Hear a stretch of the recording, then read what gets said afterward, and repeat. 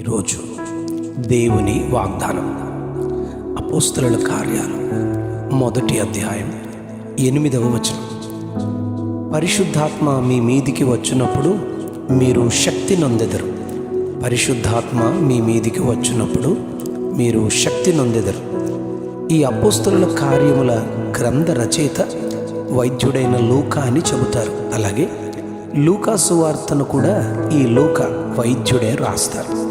ఈ రెండు పుస్తకాల ప్రారంభం ఒకలాగే ఉంటుంది. ఈ లూకా తన సువార్త 24 అధ్యాయాలు రాస్తూ చివరి అధ్యాయంలో యేసు ప్రభు ఆయన పరిశుద్ధాత్మను గూర్చిన సంగతులు యోహాను సువార్తలో చెప్పిన మాటల యొక్క నెరవేర్పును వివరంగా తెలియజేస్తూ లూకా సువార్త 24వ అధ్యాయం 45వ వచనం నుండి 53 వచనాల్లో ఈ విధంగా రాస్తాడు. వారు లేఖనములను గ్రహించున్నట్లుగా ఆయన వారి మనస్సును తెరిచారని, క్రీస్తు శ్రమపడి 3వ దినాన మృతుల్లో నుండి లేచునని, యెరూషలేం మొదలుకొని సమస్త జనములలో ఆయన పేరట మారు మనస్సును పాపక్షమాపణయు ప్రకటింపబడతాయని వ్రాయబడింది. ఈ సంగతులకు మీరే సాక్షులు. ఇదిగో నా తండ్రి వాగ్దానం చేసింది మీ మీదికి పంపుచున్నాను. మీరు పైనుండి శక్తి పొందుకునే వరకు పట్టణంలో నిలిచి ఉండండి అని వారితో ప్రభు చెబుతాడు. ఆయన బేతనీయ వరకు వారిని తీసుకుని వెళ్ళి చేతులెత్తి వారిని ఆశీర్వదిస్తూ ఉండగా వారిలో ఉండి ఆయన ఆరోహణం అవుతారు. వారు ఆయనకు నమస్కారం చేసి మహా ఆనందంతో యెరూషలేమునకు తిరిగి వెళ్ళి ఎడతెగక దేవాలయంలో ఉండి దేవుని స్తోత్రం చేస్తూ ఉంటారు. యోహాను సువార్తలో యేసు ప్రభు తన మరణానికి ముందుగానే పరిశుద్ధాత్మను గూర్చి యోహాను సువార్త 14వ అధ్యాయం 16వ వచనంలో, నేను తండ్రిని వేడుకుంటాను, మీ వద్ద ఎల్లప్పుడూ ఉండడానికి ఆయన వేరొక ఆదరణకర్తను అనగా సత్యస్వరూపియగు ఆత్మను మీకు అనుగ్రహిస్తారు. ఆ సత్యస్వరూపియగు ఆత్మ వచ్చినప్పుడు ఆయన నన్ను గూర్చి సాక్ష్యమిచ్చును. మీరు మొదటి నుండి నా యొద్దనున్నవారు గనుక మీరును సాక్ష్యమిస్తారని యోహాను సువార్త 15వ అధ్యాయం 27వ వచనంలో చెప్పబడింది. సత్యస్వరూపి అయిన ఆత్మ వచ్చినప్పుడు మిమ్మను సర్వసత్యములోనికి నడిపించునని 16వ అధ్యాయం 13వ వచనంలో వాగ్దానం చేయబడింది. యోహాను సువార్త 20వ అధ్యాయం 19 నుంచి 23 వచనాల్లో ఆయన పునరుద్ధానుడై తిరిగి లేచిన తరువాత ఆదివారం సాయంకాలమున తాము కూడి ఉన్న ఇంటి తలుపులు మూసి ఉండగా యేసు వారి మధ్యను నిలిచి, మీకు సమాధానము కలుగునుగాక, తండ్రి నన్ను పంపిన ప్రకారము నేనును మిమ్మను పంపుచున్నానని చెప్పి వారి మీద ఊది పరిశుద్ధాత్మను పొందండి. మీరు ఎవరి పాపములు క్షమిస్తారో అవి వారికి క్షమింపబడును, ఎవరి పాపములు నిలిచి ఉండనిస్తారో అవి నిలిచియుండునని యేసు ప్రభు చెబుతారు. ఈ వాగ్దానాల నెరవేర్పు అపోస్తలుల కార్య గ్రంథంలో శిష్యులతో పాటు 120 మంది మేడగదిలో ఏకమనస్తో ఎడతెగక ప్రార్థించినట్లు 1వ అధ్యాయం 14వ వచనంలో చెప్పబడింది.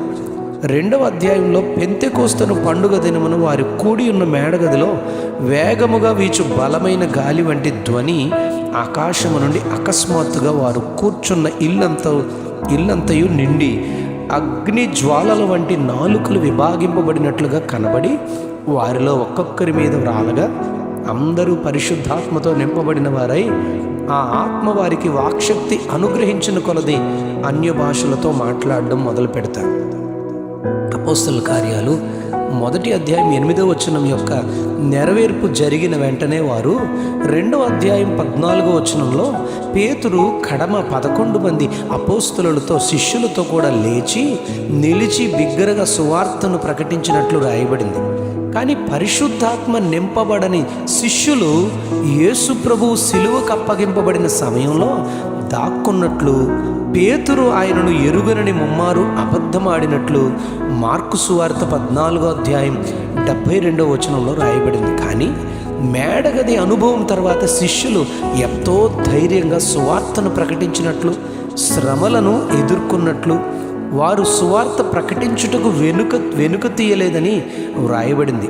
అపోస్తుల కార్యాలు 5వ అధ్యాయం 32వ వచనంలో మేమును తనకు విధేయులైన వారికి అనుగ్రహించిన పరిశుద్ధాత్మయు ఈ సంగతులకు సాక్ష్యమై ఉన్నదని అక్కడ అపోస్తలుడు చెప్తారు.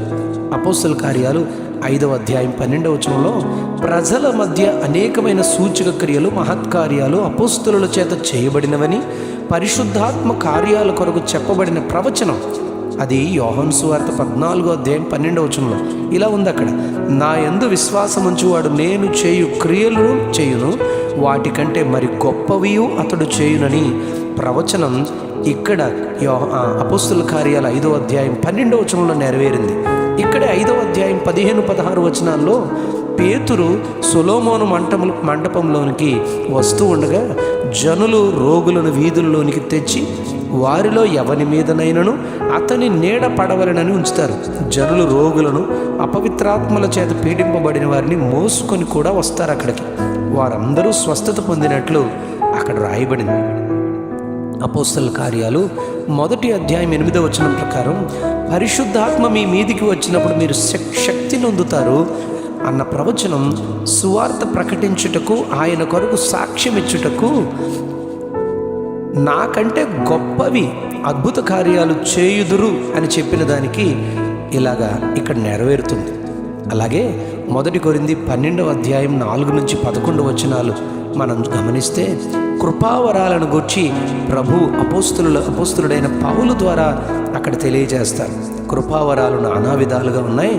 అవి ఆత్మ ఒక్కడే వాటిని జరిగిస్తారని చెబుతూ కృపావరములను వివరిస్తూ ఇలా చెప్తారు.